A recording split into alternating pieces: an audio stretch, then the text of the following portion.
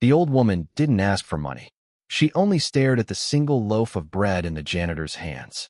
Snow drifted through the nearly empty bus terminal as the last bakery closed its lights. The man hesitated, glanced at the paper bag, then at the photo of his 8-year-old daughter tucked inside his wallet.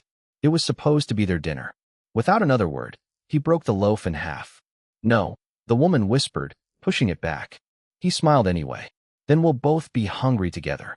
She accepted one piece with trembling hands. Across the street, unnoticed by either of them, someone inside a parked black SUV quietly lowered a camera. By sunrise, everything would change.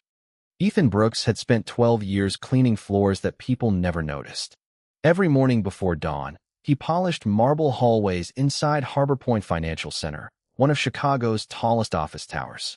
Executives rushed past him carrying expensive coffee, while he emptied trash cans filled with untouched lunches that cost more than his hourly wage. After losing his wife, Hannah, to cancer 3 years earlier, Ethan's world had narrowed to two priorities: keeping his daughter Lily smiling and making rent every month. Nothing else seemed to matter. Lily never complained about hand-me-down clothes or tiny birthday celebrations. She only asked one question every evening: "Dad, are you tired today?" He always answered the same way: "Not too tired for you." It wasn't completely true. That freezing Tuesday had been especially brutal. A burst pipe flooded 2 office floors, forcing Ethan to work 4 unexpected overtime hours. By the time he finished, every grocery store nearby had closed except a discount bakery selling its remaining bread for $1. His wallet held exactly $1. He bought the last loaf. Then came the elderly woman. She wore a faded gray coat, far too thin for winter. Her gloves had holes stitched together by hand. She looked less like someone begging than someone trying not to. Ethan noticed her watching the bread before she ever looked at him. He understood that look. It was the look of someone pretending hunger wasn't winning. So he shared. Neither of them exchanged names. When the city bus arrived, she quietly said only one sentence: "Your daughter already has a father she can be proud of." Then she disappeared into the night. The next morning began with another surprise. As Ethan pushed his janitor card into the lobby, security guards straightened their posture. A convoy of luxury vehicles rolled to the entrance. Employees whispered, "The CEO's here." That almost never happened.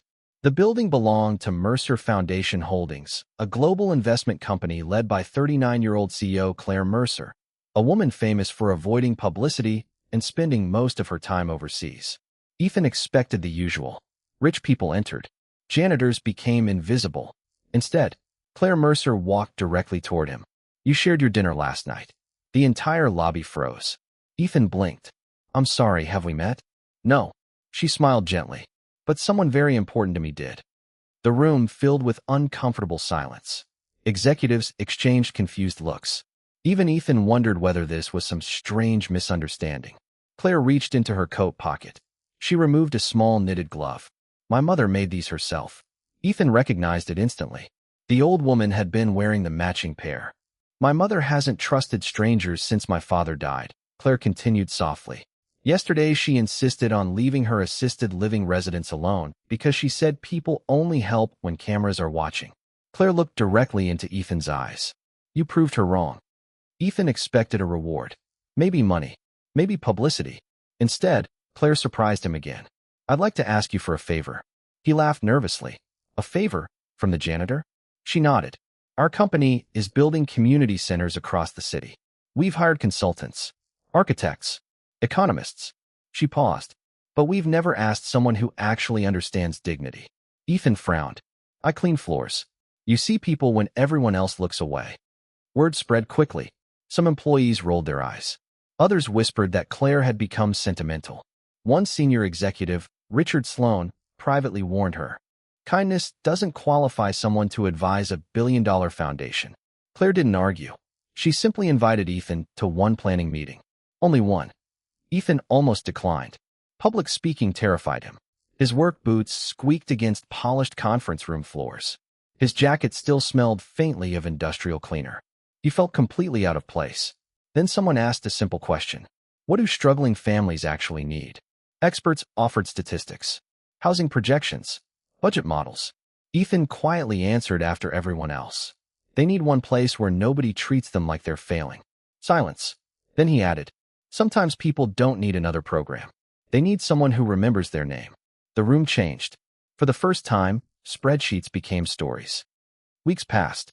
Claire continued inviting Ethan back, not because he had business experience, but because every project improved when real human lives became part of the conversation. Yet success created a new problem. Some janitors joked that Ethan thought he was management now. Office staff assumed he was chasing promotions. Even Lily overheard another child saying her father had become the CEO's pet project. That evening, Ethan considered quitting everything. Claire called unexpectedly. I heard today was rough. It'll pass. No, she replied. It shouldn't have to. The next morning, Ethan returned to cleaning floors. Exactly as before. No special office. No executive title. Just his mop, bucket, and quiet routine. Employees watched in confusion. Why hadn't he accepted something bigger? Claire later answered the question herself during the company's annual meeting. She stood before hundreds of employees. Ethan refused every executive position I offered. The room buzzed. He said his daughter already knows him as a janitor. Claire smiled toward the back of the auditorium where Ethan stood. He doesn't want her learning that dignity comes from changing uniforms. Nobody applauded immediately. Many simply lowered their eyes. Months later, Harbor Point opened its first neighborhood family center. No giant marble entrance. No expensive artwork. Instead, a warm kitchen, homework tables, job counseling, laundry machines, a reading corner filled with donated books. Above the entrance hung a small wooden sign. The last Loaf Center. Not because of charity, because sharing what little you have can restore something larger than hunger. Claire's mother attended the opening wearing the same gray coat. This time it looked warmer somehow. She found Ethan serving soup alongside volunteers. You never asked who I was, she said. Ethan smiled. I didn't think it mattered. She squeezed his hand. It mattered to me. Years later, Lily would tell people that her father never became rich. He stayed a janitor until retirement. But every winter, families gathered inside community centers inspired by one ordinary act of kindness from a man who had almost nothing to give. People often asked Claire Mercer why the foundation's mission changed so dramatically after that winter. She always gave the same answer. Companies measure wealth by numbers.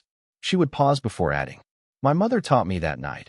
Real wealth begins when someone shares their last loaf instead of protecting their first.